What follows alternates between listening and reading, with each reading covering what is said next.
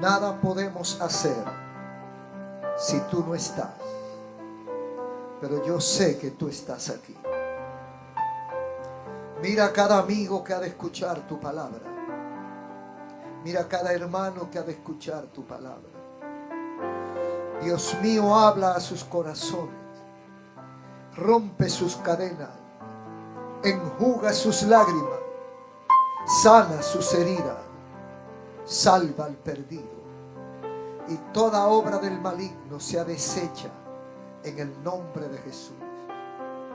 Confiamos en tu presencia. Cada hermano y cada oyente necesita oír tu voz. En el nombre de Jesús. Aleluya. Primera Corintios, capítulo 10. Aleluya. Primera carta del apóstol Pablo a los Corintios, capítulo 10, 1 al 5. Así dice la palabra del Señor. Porque no quiero, hermanos, que ignoréis que nuestros padres todos estuvieron bajo la nube, y todos pasaron el mar, y todos en Moisés fueron bautizados en la nube y en el mar, y todos comieron el mismo alimento espiritual, y todos bebieron la misma bebida espiritual, porque bebían de la roca espiritual que los seguía, y la roca era Cristo. Pero de los más de ellos no se agradó Dios, por lo cual quedaron postrados en el desierto. Aleluya. Pueden sentarse. Oh, gloria a Dios. Ejemplo negativo es el tema de lo que queremos compartir en esta oportunidad. Ejemplo negativo.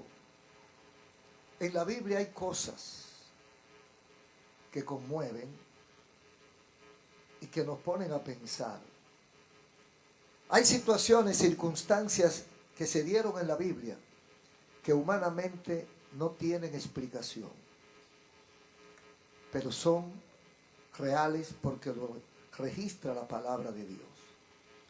Y hoy queremos, con la atención de todos nosotros, porque cuando Dios habla, todos debemos oír.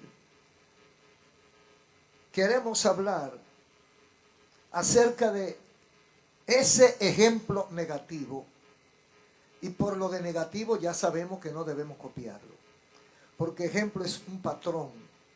Un ejemplo significa un modelo, algo que yo veo y que yo puedo seguirlo o no seguirlo, que puedo copiarlo o no, o puedo aprender algo bueno o algo malo. La vida y nuestra sociedad está llena de malos ejemplos. También hay buenos ejemplos. Y de los malos ejemplos nosotros no debemos copiar. No debemos fijarnos. Aunque hay veces que como estamos expuestos, se nos pegan cosas. Hay veces que usted oye tantas cosas malas que cuando viene a ver se le pega algo.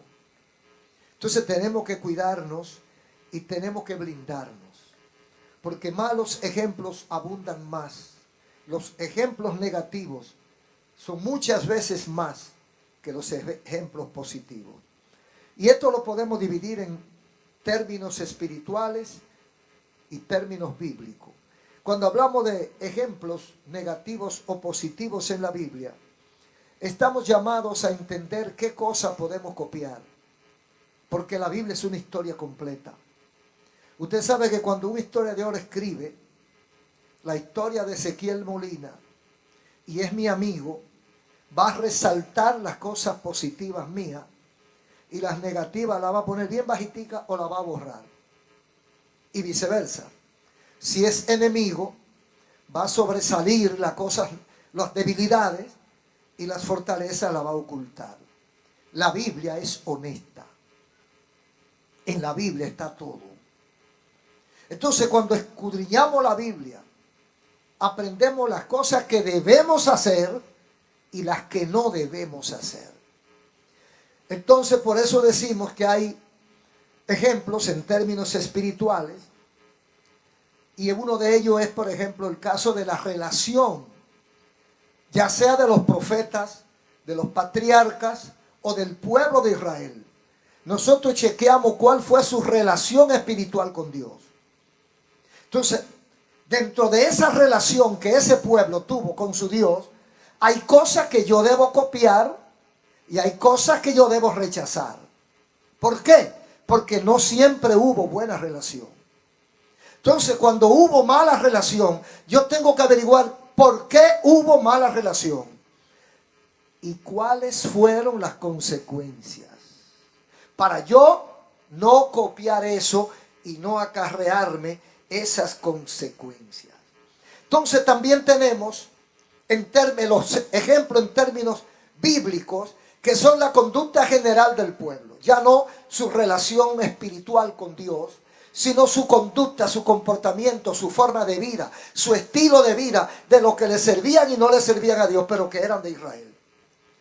Nosotros tenemos, querramos o no, tenemos que aceptar a Israel como ejemplo, porque así lo dispuso Dios.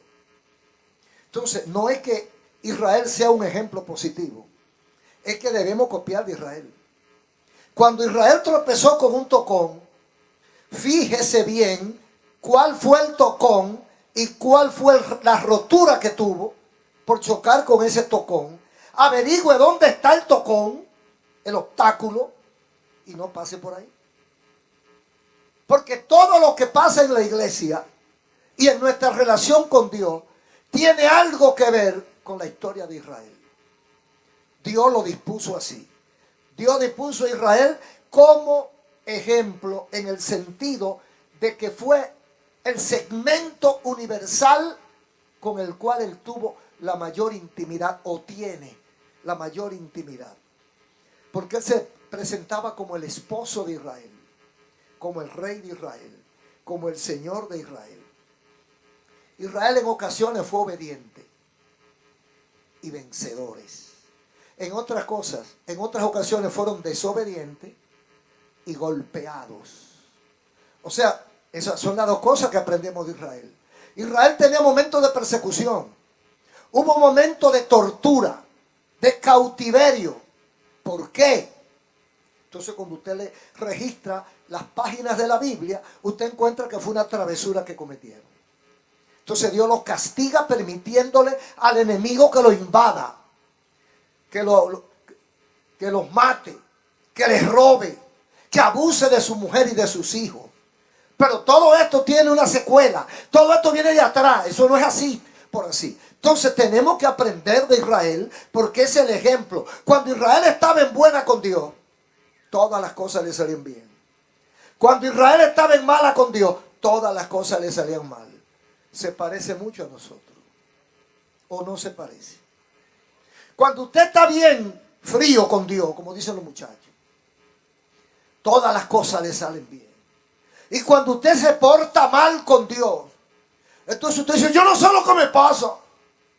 Bueno, quizás yo no sepa qué es lo que te pasa, porque yo no estoy ahí contigo, pero tú sí sabes lo que te pasa. Tú sabes que estás pagando la consecuencia de tu distanciamiento de Dios. Hay amigos que dicen, yo creo que tengo una maldición. Bueno, no es que lo cree, es que la tiene. Porque el que cree en el Hijo ha sido salvo. El que es incrédulo al Hijo ya ha sido condenado, dice la Biblia. Entonces no es que tú crees, es que está maldito el que no le sirve a Dios. Y eso no es invento nuestro, sino es Biblia, es lo que dice la Biblia. Es muy difícil que de una misma fuente salgan dos aguas o dos tipos de productos. Puede ser, porque hay distorsión en el proceso. Es posible que salga bien y se dañe en el camino, y cuando llega al destino esté mala y usted crea que fue que salió mala. No, salió bien y se dañó en el proceso. Entonces aquí en primera carta a los Corintios, el apóstol Pablo hablaba con los descendientes de los padres aquellos que tal vez no conocían su origen. Y él dice, porque no quiero, hermanos, que ignoren que nuestros padres No está hablando de los extranjeros. Él era judío, israelita. Porque judío es la cultura, la religión. Israelita es el gentilicio. Él era israelita, de la descendencia de Israel. Entonces, nuestros padres son los ancestros de él y de los que lo escuchaban a él, el apóstol Pablo. Nuestros padres, no quiero que ignoren que nuestros padres todos tuvieron bajo la nube. No se refería a la nube esa que hay arriba de gases y de cosas. Se refería a la gloria de Dios. Todos estuvieron bajo la nube, nuestros padres. Todos atravesaron el mar. Pero ¿qué dice Éxodo 13:21? Fíjese lo que dice Éxodo. Refiriéndose a lo mismo que dice Pablo. Porque Pablo está refrescando la historia. Porque a veces uno ve las cosas y no sabe de dónde vienen. Uno ve a un muchacho malo y cree que el que inventó el mal es él. Usted ve a un joven de 25, 30 años, recién casado, que se va de la casa el viernes y vuelve el lunes. Y cuando llega borracho. Y no le importa cómo se la bandió, se mantuvieron su mujer y sus hijos. Un joven que es irresponsable, porque el dinero que cobra se lo bebe. Y usted dice, ¿y de dónde salió este muchacho? ¿Por qué no fue que inventó eso? Cuando usted registra un poquito, encuentra que el papá era igual.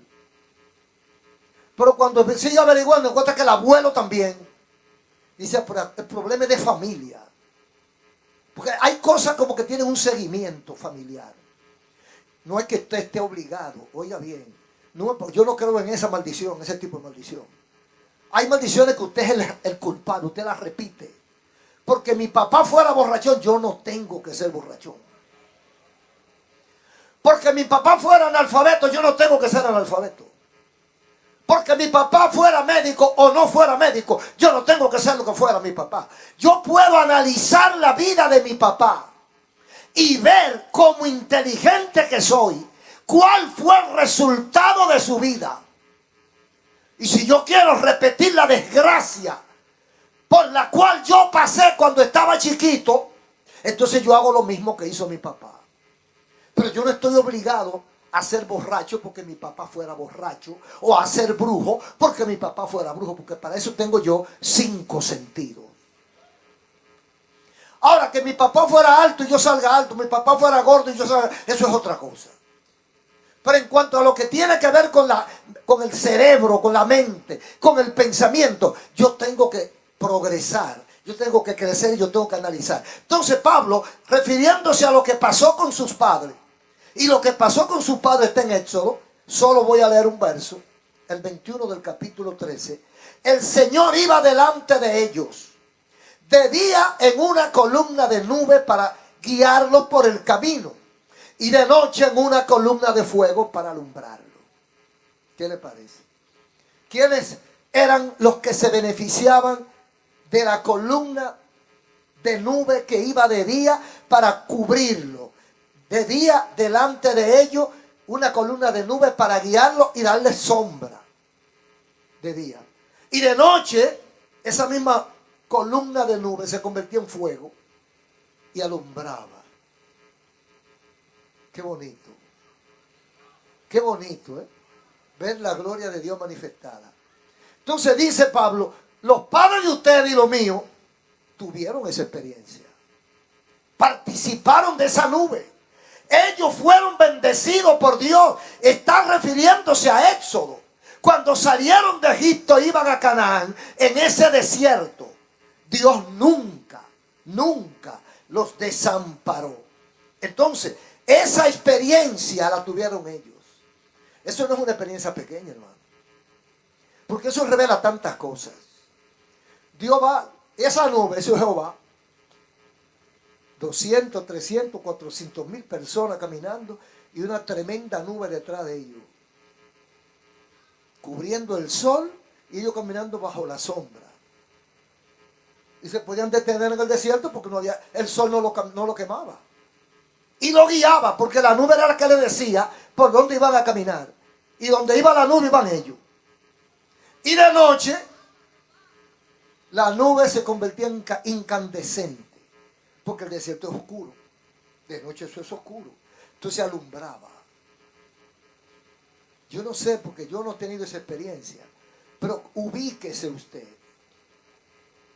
Por unos minutos vaya usted al desierto. Ni árboles, ni animales, ni gente. Solo los que vamos en el grupo. Y vemos esa nube. Y la nube caminando y nosotros caminando. Caminamos 20 kilómetros y la nube ahí.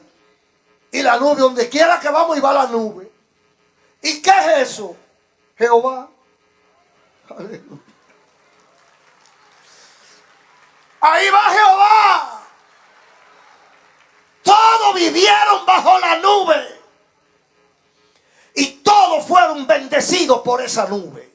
Los padres de ustedes. Ahora, ¿eran ellos de ese calibre espiritual que pudieran recordar eso? Parece que no. Parece que a ellos se les había olvidado la experiencia que le habían contado sus padres. Entonces Pablo se lo está recordando quiénes eran sus padres, para a ver si ellos copian algo de ese ejemplo. Entonces, dice el versículo 2 del 10 de 1 Corintios. Aquí hay unos vínculos eternos sostenidos por el Señor. Dice el versículo 2. Todos en Moisés fueron bautizados en la nube y en el mar. Todos, primero dice que todos estuvieron bajo la nube. Todo, váyale cogiendo el golpecito a todos. Lo primero que dice es que todos estuvieron bajo la nube. Todos fueron beneficiados con la sombra y con la luz de la nube. Segundo, todos pasaron el mar y no se ahogaron. Todos cruzaron el mar cuando Dios abrió el mar. O sea, está hablando de una experiencia que tuvieron los padres de ellos. ¿Por qué tú tienes que servirle a Dios? Es posible que tú no hayas visto nada, pero tus padres sí vieron. Y tus padres debieron haberte informado algo de lo que pasó en la historia nuestra. Entonces, todos pasaron bajo la nube, todos pasaron el mar. Lo que está hablando del poder de Dios del cual ellos fueron testigos. En tercer lugar, todos en Moisés fueron bautizados en la nube y en el mar. O sea, está hablando ya de un término espiritual. Todos fueron bautizados en las nubes y en el mar. Y dice el versículo 35 de Éxodo 16. Los hijos de Israel comieron el maná durante 40 años, hasta que llegaron a tierra habitada. Comieron maná hasta que llegaron a la frontera de Canaán. Cuando habla de bautismo, está hablando de pacto. Está hablando de compromiso. Pero aquí hay un compromiso generacional. Cuando dice que todos en Moisés fueron bautizados. Todos, es como que decimos, todos en Cristo fuimos salvados. Entonces todo el que acepta a Cristo queda cubierto por esa bendición. Todos los israelitas estaban cubiertos por esa promesa, por ese pacto. Porque todos en Moisés fueron bautizados en la nube y en el mar. Dice el versículo 2. ¿Qué pasó ahí? Dios se comprometió en ese pacto. Porque siempre que usted vea la palabra bautismo, tiene que estar antecedida o precedida por pacto, por compromiso, por responsabilidad. El bautismo, por ejemplo, el bautismo en agua que hacemos en la iglesia evangélica, no lo practicamos con niños, porque ni Cristo fue bautizado cuando era niño. Esperó la adultez para ser bautizado. Entonces, porque el bautismo es un compromiso serio, responsable, adulto. Entonces, cuando usted se bautiza, usted está diciendo: muero al mundo, muero al pecado, muero al diablo y vivo para Dios. Entonces eso pasó con Israel. Fueron bautizados todos. O sea, todos están comprometidos. Entonces dice el versículo 2, todos fueron bautizados en la nube y en el mar. Y en Éxodo dice, los hijos de Israel comieron el maná durante 40 años hasta que llegaron a la tierra habitada. El compromiso de Dios primero se manifiesta en la parte material. ¿Qué dio Dios ahí? Comida. Dice que lo abasteció de comida hasta que llegaron a la frontera. 40 años. Usted sabe lo que son 40 años que usted está comiendo sin habérselo ganado. Que usted no lo ha sembrado, ni lo ha cosechado, sino que le cae. Eso es maná. Cuando usted oye que dicen, eso es maná, eso es que cayó de arriba. Eso es que me lo dieron. Entonces era un pan, oiga, porque 40 años comiendo lo mismo. ¿Qué le parece? Bueno, no, yo tengo más comiendo arroz. Aleluya. Sí, yo tengo 70, bueno, 70 no, pero algunos 65 comiendo arroz blanco. Ellos tuvieron 40 años comiendo maná. Pero parece que era de día y de noche, o sea, por la mañana, por el mediodía y a la tarde. Maná a toda hora. Hasta que llegó un momento que se cansaron y dijeron, queremos algo más, y le dieron carne para que lo juntara con el maná. Pero ese maná tiene una historia.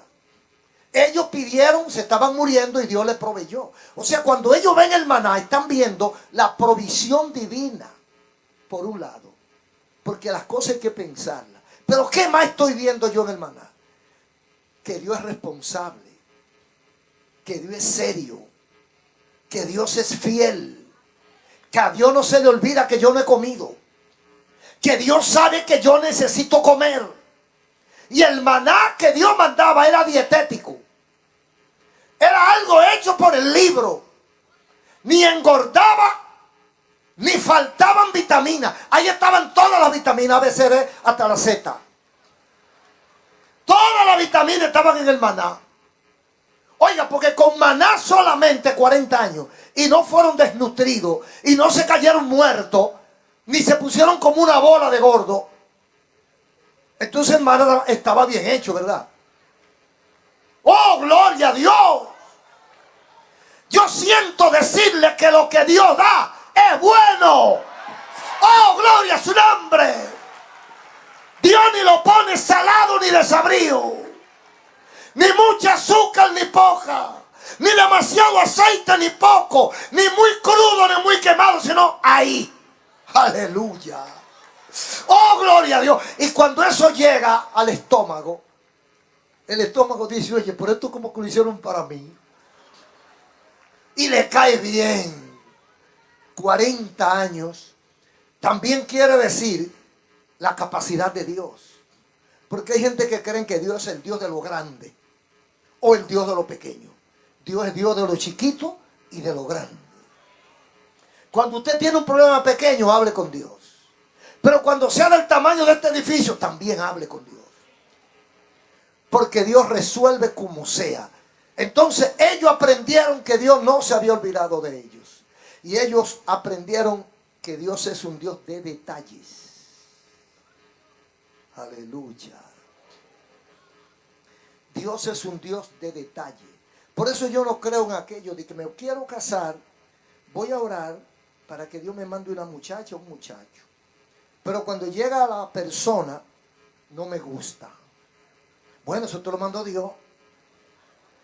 Como que tú tienes que agarrarlo así, porque eso fue lo que Dios te dio. No. Lo que Dios da es bueno. Aleluya. Es bueno y agradable, hermano. ¿Cómo? Porque Dios fue que lo hizo usted, Dios me hizo a mí, Dios nos hizo. Entonces Dios sabe qué es lo que a mí me gusta. Y Dios sabe cuándo, cómo y dónde yo me siento cómodo. Entonces Dios me manda exactamente como el maná. El flu. El traje a mi medida. Ni ancho, ni corto, ni largo. Ahí. El maná quedaba ahí. Eso es Dios. Un Dios responsable y con detalles. Entonces ellos se comían su maná y veían la provisión divina, cómo Dios trabaja. Entonces, cuando dice Pablo aquí, todos en Moisés fueron bautizados, todos estuvieron bajo la nube, todos cruzaron el mar, todo. ¿Qué está diciendo? Está diciendo como que haber pasado bajo la nube, haber cruzado el mar rojo y haber dejado a Egipto eran la identidad de un verdadero israelita. No podía ser israelita si no había pasado ese proceso. Entonces ustedes son israelitas porque ustedes salieron de Egipto, porque para ser israelita hay que salir de Egipto. Y todos o la mayoría sabemos lo que significa Egipto, el sistema mundano, el pecado, el mundo. Entonces lo primero para ser parte, oiga bien, para ser parte del pueblo de Dios es haber dejado a Egipto. Si usted no ha dejado a Egipto, usted no es parte del pueblo de Dios. El pueblo de Dios salió de Egipto. Después que sale de Egipto, viene la nube. Anduvo bajo la nube. El pueblo de Dios anduvo bajo la nube. Si tú eres israelita, tú anduviste bajo la nube. Y tercero, cruzaste el mar. Para ser israelita había que cumplir esos 3 requisitos. Entonces eso es lo que está diciendo, recalcando el apóstol Pablo. Haber pasado el mar, haber dejado Egipto, haber caminado bajo la nube. Era la credencial del israelita. Ahora, después de salir de Egipto, después de caminar bajo la gloria de Jehová, porque eso es lo que es la nube, la gloria de Jehová, que se manifiesta de acuerdo a mi necesidad. Eso significa la gloria de Dios. La gloria de Dios quiere decir que si yo estoy enfermo, Él me sana. Pero también quiere decir que si tengo una deuda económica, Él me ayuda a resolverla. Pero también quiere decir que si no tengo comida, me la busca. Pero también quiere decir que me da capacidad para perdonar a mi hermano si me ha ofendido. Son muchas cosas que quiere decir andar bajo las nubes. Entonces, pero espiritualmente no está todo resuelto. Porque había un compromiso de fidelidad y una experiencia directa. Sigue diciendo el versículo 4. Todos saciaron todos bebieron la misma bebida espiritual. Porque bebían de la roca que los seguía y la roca era Cristo. ¿Qué estamos diciendo ahora? Que todos saciaron su sed. Ninguno podía quejarse de que el pan le cayó mal o que el agua que Dios daba le caía mal o que Dios se atrasó. Todos tuvieron la misma experiencia. Todos fueron saciados en su sed y en su ansiedad de cualquier tipo que fuera. Entonces, como ejemplo, lo tenemos en Éxodo 17:6. En una ocasión el pueblo se alarmó. ¿Cuántos saben lo que es una protesta? Nadie aquí sabe lo que es una protesta. Solamente tiene que estar un día frente al palacio presidencial y usted va a encontrar lo que es una protesta. Porque casi todos los días va gente ahí a protestar por algo o al altar de la patria. Estamos en el tiempo de las protestas. Estamos en el tiempo que la gente protesta por todo. Yo creo que la culpa la tienen los derechos humanos, pero ese no es mi tema. Entonces, hubo una protesta de Israel. Fíjese, hermano. Hubo una protesta en el capítulo 17 de Éxodo y también en Número capítulo 20. El pueblo se levanta porque no hay agua. O porque el agua que aparece es amarga. No había agua y el pueblo se levanta y protesta contra él. Ya había protestado cuando no había comida. Y siempre protestaba por algo. Y según relaciona la Biblia, hubo 10 protestas que se mencionan en la Biblia. Por diferentes, quítame esta paja. Porque hay gente que protesta por cualquier cosa. Hay cosas que usted la puede resolver, pero usted no la resuelve si no protesta. Para que venga otro y se la resuelve. Tanta basura en la calle. Vamos a hacer una protesta contra el ayuntamiento.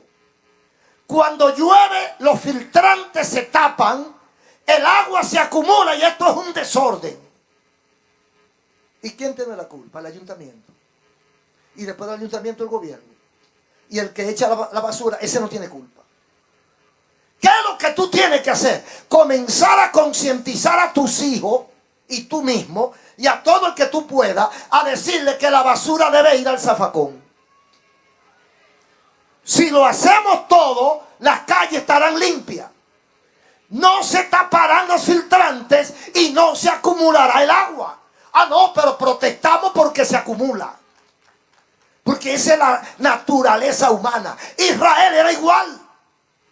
Protestando por cualquier cosa. Y en una ocasión dice, estoy ya cansado. Lo voy a acabar a todo, voy a desbaratar a todo. Entonces la historia es larga, no la podemos mencionar entera. Pero dice el versículo 6 del 17 de Éxodo: he aquí yo estaré delante de ti sobre la peña de Oreb. Tú golpearás la peña y saldrá de ella agua, y el pueblo beberá. Y Moisés lo hizo así en presencia de los ancianos de Israel. Estaban gritando porque estaban muriendo de sed. Y estaban recordando que ellos bebían agua en Egipto. Como quien dice, estábamos mejor, pero es mentira. Porque eran esclavos. Entonces están peleando con Moisés, porque Moisés lo trajo a morirse de sed al desierto. Entonces Moisés dice: Señor, ya no hay yo qué hacer con esta gente. Me tienen vuelto loco. Y Dios le dice: ¿qué tienes en la mano? Una vara. Vete delante a la peña que está en Oreb. Yo estaré delante de ti sobre la peña de Oreb. Cójale el golpecito eso ahí. Yo estaré delante de ti sobre la peña de Oreb. ¿Quién estaba sobre la peña de Oreb? Eso es lo que él dice, que iba a estar en la peña. Pero no se ve. Entonces, ¿qué iba a hacer Moisés con la peña? Dice: agarra tu vara y la vas a golpear. No dice que la golpeó 2 veces. Eso le trajo problema a Moisés. Una vez, dice, la va a golpear. No dice que repite el golpe. Moisés se equivocó y dio 2 veces. Eso le costó no entrar a la tierra prometida. Así son las cosas en Dios, es complicada. Entonces Moisés golpea la peña de Oreb delante de los representantes de Israel, para que no crean que es truco, para que no crean que es un cuento. Delante del pueblo de Israel, él golpea la peña, una peña seca, que no botaba ni aceite, no botaba nada. Y cuando Moisés la golpea, comenzó a botar agua. Y creo que todavía está botando agua. Creo que nos enseñaron esa piedra que está botando agua todavía. Entonces ellos saciaron su sed y resolvieron ese problema. Ahora, ¿qué prueba esto? Una vez más, la fidelidad y el poder de Dios. Hermano, porque son 2 características o 2 atributos o 2 capacidades. Dios tiene, primero, Dios es fiel. Dios no es como nosotros, que a veces somos medio charlatanes. Que a veces yo prometo una cosa y hago lo que me da la gana. Le prometo algo a alguien y luego se me olvida y hago lo que yo quiero. Y después busco una excusa barata para decir que no pude. No, Dios es fiel. Dios lo que dice, lo hace. Si yo cumplo mi parte. Eso es lo primero. Y lo segundo es, ¿qué cosa hay que Dios no pueda hacer? Entonces, además de que Dios es fiel, es capaz. Usted dice: sí, Él me dijo que lo iba a hacer, pero ¿y Él podrá? No, ahí no va eso. Porque eso es lo que le sobra. Capacidad para hacerlo es lo que le sobra. Entonces, sacar agua de una peña, ¿usted cree que hay alguien que pueda hacer? De una piedra seca, de un canto de peña, y menos cuando le dan con una varita, porque sí que la meten en un laboratorio, porque es un proceso de ácido, y hacen un invento químico. No, una varita. Vengan a beber, charlatanes, sinvergüenza, protestantes, vengan a beber ahora. Callado todo el mundo, porque así son la gente. Esa gente que le encanta protestar y hablar disparate, cuando ven la gloria de Dios, entonces se callan. Entonces no dicen lo que Dios está haciendo. Cuando estaban desesperados, llevándose lo que lo trajo y gritando: ¡ay Dios, tú te olvidaste de mí! ¿Qué pasó? ¡Ay, pues ya yo no creo en Dios, voy a dejar la iglesia! Y los hermanos van a visitar: no, yo no vuelvo más por ahí porque Dios se olvidó de mí. Protestó y protesta porque Dios no ha hecho cuando Él ha querido lo que Él ha querido. Pero cuando Dios responde y le resuelve, entonces se queda callado. ¿Qué le dijo Cristo al leproso aquel que fue sanado? Ve y cuéntale a los tuyos lo que Dios hizo contigo.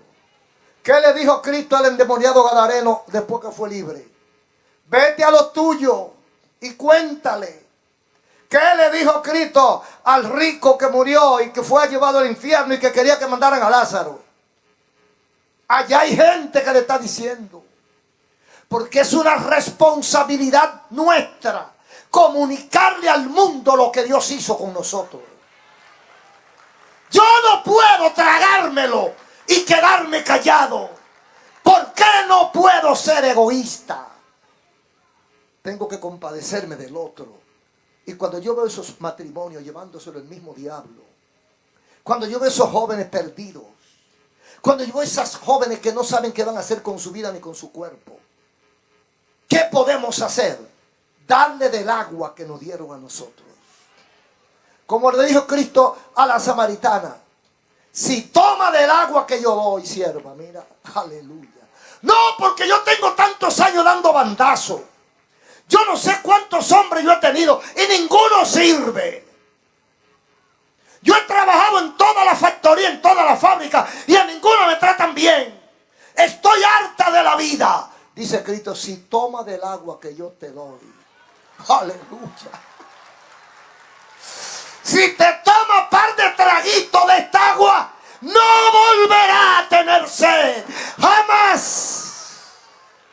Entonces, cuando uno ve a esos muchachos y muchachas, de discoteca en discoteca, de drink en drink, de crucero en crucero, vendiendo su vida, vendiendo su alma, vendiendo su cuerpo, uno sabe qué es lo que le falta. Metiéndose droga, fumando marihuana. Entonces uno dice: ¿por qué tú estás así pudiendo estar bien? Entonces tiene que contarle lo que pasó, darle su testimonio para que esa persona también sea alcanzada. Porque ya nosotros saciamos nuestra sed y debemos compartirlo con otros. Entonces aquí viene lo fuerte de este mensaje de Pablo. Todos pasaron la nube, todos cruzaron el mar rojo, todos salieron de Egipto, todos comieron maná, todos comieron codornices, todos vieron la gloria de Dios. Y después de ver la gloria de Dios, ¿qué pasa? ¿Qué viene ahora después de tú ver la gloria de Dios? Usted sabe que hay gente que tiene 20 años en la iglesia y Dios ha sanado familiares de ellos. Dios le ha resuelto problemas matrimoniales. Dios le ha abierto puertas económicas y Dios lo ha bendecido muchísimo. Pero es que hay algo más después de eso. Israel parece que olvidaba que después de eso había otra cosa y se olvidaba de Dios. Dice el versículo 5: sin embargo, Dios no se agradó de la mayoría de ellos y por eso quedaron postrados en el desierto. ¿Sabe de esa generación cuántos entraron a Canaán? ¿Se acuerda usted cuánto? Eran más de 400,000. ¿Sabe cuánto entraron a Canaán? Tú. 2. Josué y Caleb. ¿Por qué? Ese es el ejemplo negativo que no debemos copiar. ¿Por qué solo Josué y Caleb entraron? En una ocasión dijo Dios: todos los que tengan de 20 años para arriba, aquí se mueren. No pueden entrar porque dudaron de mí. Blasfemaron, protestaron, dudaron lo que yo había dicho y lo que yo iba a hacer. Y los únicos que enarbolaron la bandera de la victoria y todo el tiempo creyeron fueron Josué y Caleb. Por eso, hermano, yo tengo problemas con la democracia, con la mayoría, porque he visto que las mayorías se equivocan. Me gusta la expresión de Atila, el rey de los unos. Todos están contra ti, Atila. Ríndete, Atila. Todos están contra ti. Y la respuesta de este hombre fue: y yo estoy contra todos. Y ya. Y ya. Todos conmigo contra mí, yo contra ellos. Y ya se acabó. Estamos en empate. El pueblo entero dijo: no se puede. Jehová se equivocó. Dios se olvidó de nosotros. Nos castigó en este desierto. Y Dios tomando nota. Aleluya. Tomando nota. Y de repente sale Dios y dice: mira, los únicos que van a entrar son Josué y Caleb y los muchachitos que nacieron después. Porque todos estos viejos de 20 años para arriba, Son incrédulos, blasfemos, irresponsables, irrespetuosos. No creyeron en mi palabra. Se quedan aquí. Mientras haya uno vivo, no entran a Canaán. Y todos murieron en el desierto. Y es lo que está recordándole Pablo a la generación de él. Ese es un ejemplo negativo. El mismo pueblo que vio la gloria de Dios. El mismo pueblo que comió pan del cielo. El mismo pueblo que vio cuando Dios abrió el mar rojo y ellos cruzaron. Y cómo fueron ahogados los egipcios. Ese mismo pueblo dudó. ¿Y cómo dudó? Aquí se quedan. Aquí se quedan porque Dios no es mojiganga de nosotros. Dios no es disparate de nosotros. Dice, sin embargo, Dios no se agradó de la mayoría de ellos. Quedaron postrados en el desierto. Y dice el número 14:29. Eso fue cuando ellos se rebelaron. 14:29 de número. En este desierto caerán vuestros cuerpos. Todo el número de los que fueron contados entre vosotros de 20 años arriba, los cuales han murmurado contra mí. Número 14:29. Búsquenlo y léanlo en su casa y pregúntenle a Dios que por qué. Dios no soporta que dudemos de Él. Haga lo que le dé la gana, pero Dios no soporta que dudemos de Él. Yo no puedo dudar de Dios, yo no tengo capacidad. ¿Cómo me atrevo yo a dudar del poder de Dios? Amigo, amiga, hermano, no te atrevas a dudar, a poner en tela de duda lo que Dios puede hacer. Porque no hay una sola cosa que pase por nuestra cabeza que Dios no la pueda hacer. Entonces Dios se sintió indignado con Israel, como se puede sentir con nosotros. Todos los que tienen de 20 años arriba, aquí van a morir. Todos, oye, eran viejos los 20 años arriba. Porque eran los que estaban comprometidos. Eran los que había. Los otros no sabían de eso. Porque cuando vino la protesta y el lío, esos no habían nacido. Ellos no eran culpables. Pero los padres de ellos, los hermanos mayores, de 20 años arriba, son la generación que había protestado. Y en esa generación estaba Josué y Caleb. Pero Josué y Caleb fueron diferentes. Lo que quiere decir que yo puedo ser diferente. Yo puedo ser distinto. Porque todos los jóvenes tomen licor. Yo no tengo que tomar licor. Porque todas las niñas de 14, 15, 16, 18 años salgan embarazadas antes del matrimonio. Usted no tiene que salir embarazada. Usted tiene que esperar su tiempo.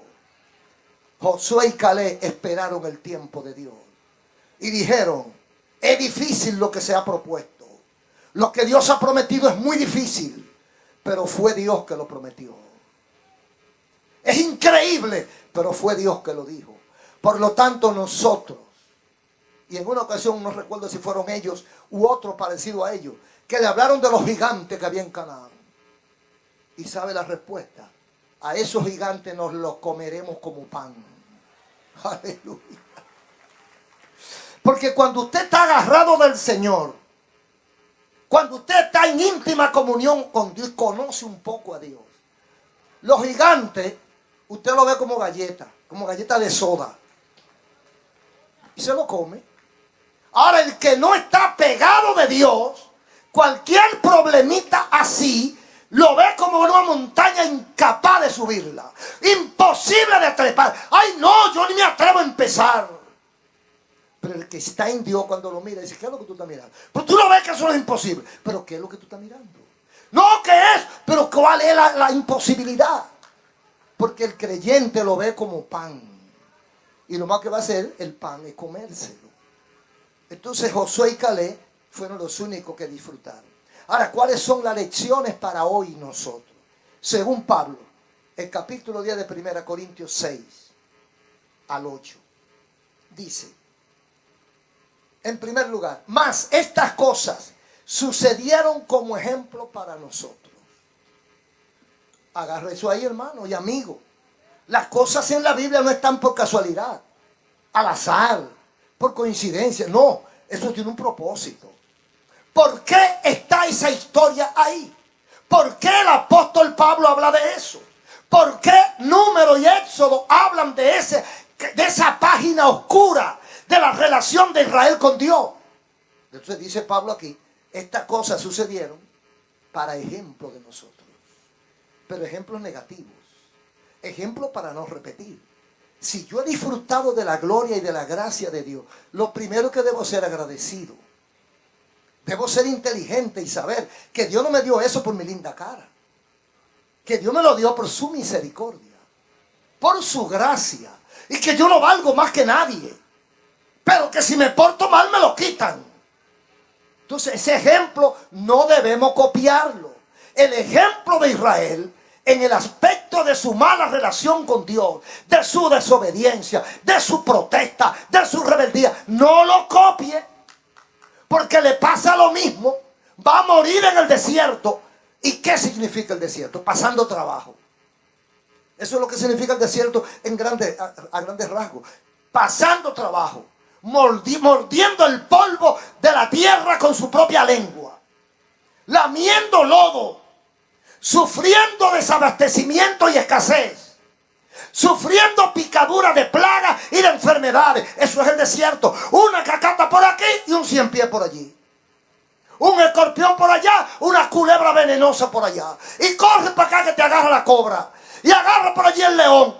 Eso es el desierto. Sale de una y cae en la otra. Si eres fiel a Dios, ese desierto pasa. Si no eres fiel a Dios, ese desierto, ahí muere. Dando grito en el desierto. Murieron dando grito en el desierto. Entonces, estas cosas sucedieron para ejemplo. Yo no sé si ustedes han entendido. Y si vamos a nosotros tener la capacidad de tomar esto como ejemplo. Para no ser loco viejo. Porque a Israel le cabe ese mote de loco viejo. Porque Señor, si tuviste la gloria de Dios tantas veces. Si fuiste beneficiado. No que te lo contaron. Porque una cosa es lo que yo estoy haciendo ahora contándoselo a ustedes. Pero es que ellos fueron protagonistas. Ellos fueron parte de la película. A ellos no se la contaron. Ellos hicieron la película. Hoy se portaron mal. Y dudaron de Dios. Después que Dios hace tantas cosas, dudan de... Pero es que hay gente que son malas. Ahora mismo hay gente así.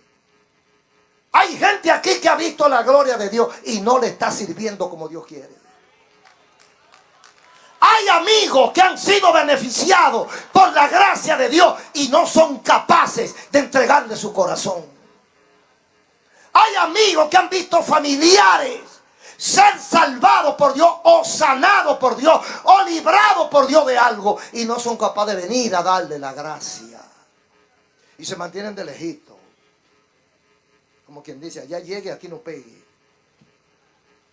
Eso fue lo que pasó con Israel. Y dice el apóstol Pablo, ejemplo para que copiemos. Copiemos lo que nosotros querramos. ¿Quiere bendición? Copia la parte de la bendición.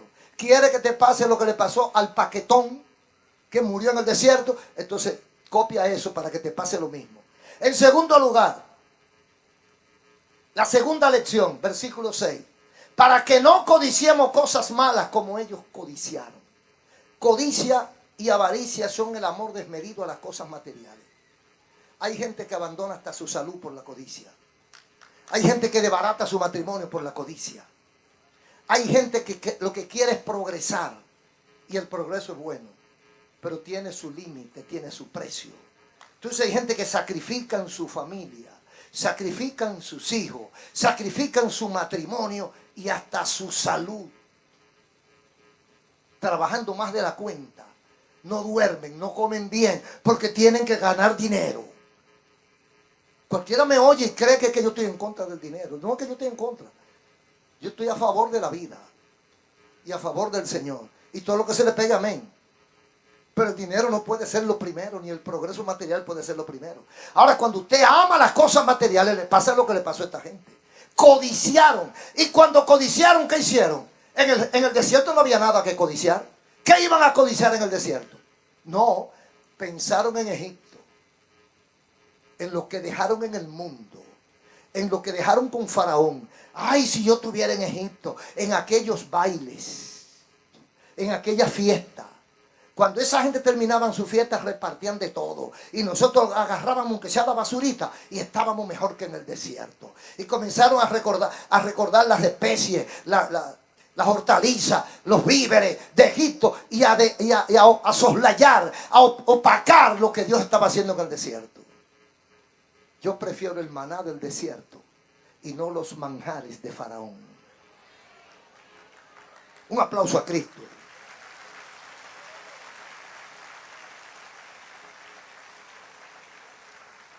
Codiciaron cosas malas y recibieron su recompensa. En tercer lugar, versículo 7. Ni seáis idólatras como alguno de ellos. Idólatras. Idolatraron dioses que no era Dios. Y en cuarto lugar, versículo 8. Ni forniquemos como muchos de ellos. Son los ejemplos negativos que lo hacía de forma corriente como lo está haciendo el mundo de hoy. Yo no sé si usted ha notado, quizás los jovencitos no se dan cuenta, pero nosotros que ya pasamos el meridiano, conocemos muchas cosas que no la venden ni la enseñan en los centros de educación, sino que uno la ve en la calle, la vive, la vio, la ve y seguirá mirando. Dice, no forniquemos como aquellos, dice Pablo, como muchos de ellos. ¿Usted sabe que hay gente que está fornicando en la iglesia? Sí. ¿Y qué es fornicar? Mire, el abanico de pecados sexuales, como la Biblia no va a mencionar todos los detalles, cada uno por uno, dice fornicación. Ahí lo agarra todo. Desde incesto, pedofilia, hasta violaciones, abuso sexual, hasta tener muchas parejas, todo eso está contemplado en la palabrita fornicación. Entonces, ¿qué hacían en Egipto al por mayor y al detalle? Fornicación. Esa era la vida de ellos. Por eso cayó los imperios caían por la fornicación.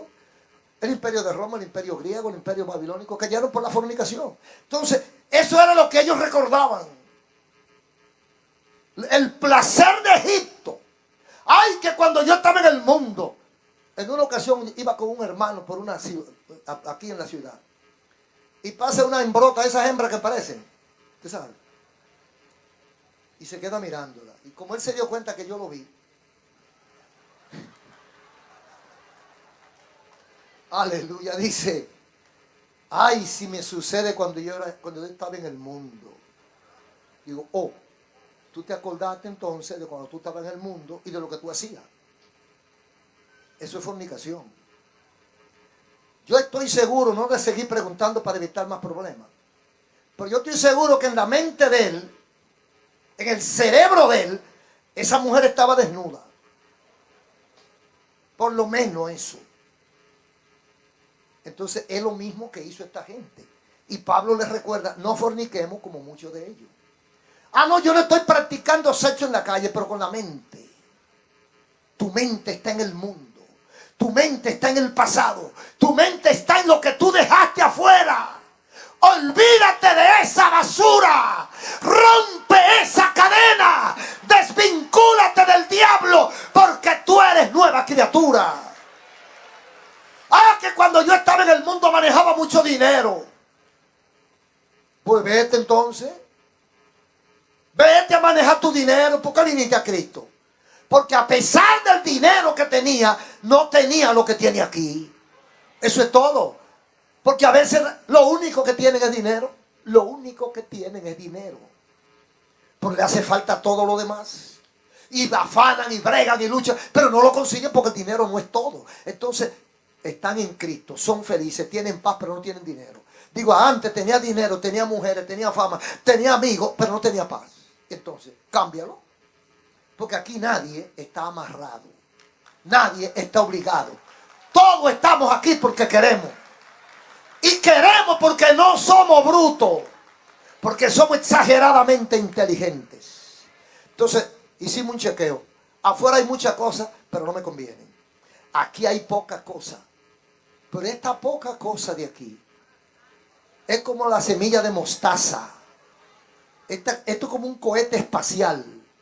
Chiquito pero veloz. Y en cualquier momento este cohete va a despegar. Y todos aquí se van a quedar mordiendo polvo en el desierto. Y nosotros rumbo a Canaán. Oh, gloria a Dios. Amigos y hermanos, entonces nosotros, atentos a la historia de Israel y su relación con Dios, tenemos que copiar ejemplos, negativos o positivos. Si queremos repetir los dolores de Israel, copiamos los ejemplos negativos. Si queremos ser libres y si queremos disfrutar de la gracia de Dios, copiemos la parte positiva de Israel en su relación con Dios.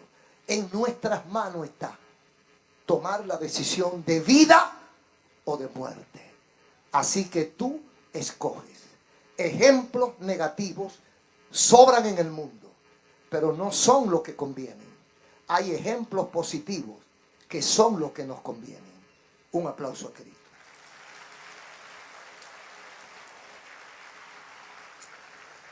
Padre, gracias te damos. Muchas gracias por tu amor y tu misericordia.